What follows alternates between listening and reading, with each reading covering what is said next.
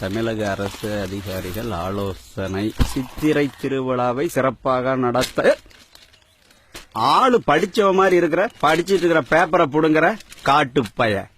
உங்ககிட்ட உக்காந்துருந்தா சண்டை தான் வரும். காதுல மாட்டிட்டு வந்துடுறானுங்க. 4000 ஆண்டுகளாக தமிழகத்தில் பாரம்பரியமாக நடந்து வரும் ஜல்லிக்கட்டுக்கு உச்சநீதிமன்றம் தடை விதித்தது. இப்ப நிம்மதியா இருக்கு. ஜல்லிக்கட்டுன்ற பேர்ல கொஞ்சம் நஞ்ச கொடுமையாயா பண்ணாங்க.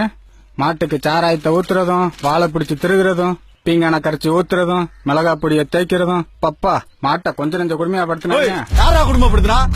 ஜல்லிக்கட்டுங்கிறது அவ்வளவு கொடுமையா? ஏயா போலீஸ் டிபார்ட்மெண்ட்ல மோப்பனாய வச்சுக்கலையா? ராணுவத்துல குதிரைப்பட வச்சுக்கலையா?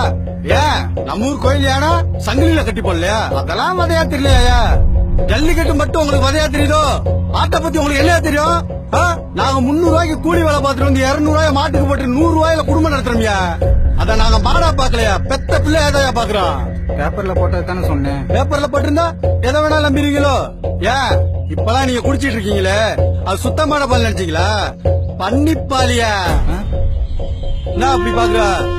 இதுக்கு பேரு A1 பாலு. இத குடிச்சா அமுட்டு நோயுமே வருமியா. A2 பால்னா என்னன்னு தெரியுமாயா?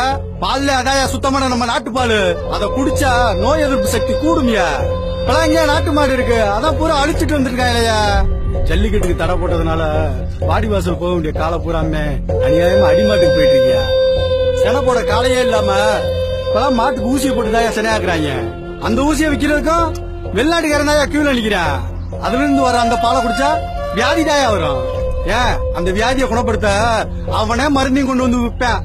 இது தெரியாம ஜல்லிக்கட்டுக்கு யாரோ தடை போட்டாங்கன்னு நாமளும் வக்காலத்து வாங்கி நிக்கிறோம்யா. இது மாடை வதைக்கிறது இல்லையா, மனுஷ இனத்தைய சிதைக்கிறதுயா. நீங்களும் இதுவும் ஜல்லிக்கட்டு வந்துருமியா.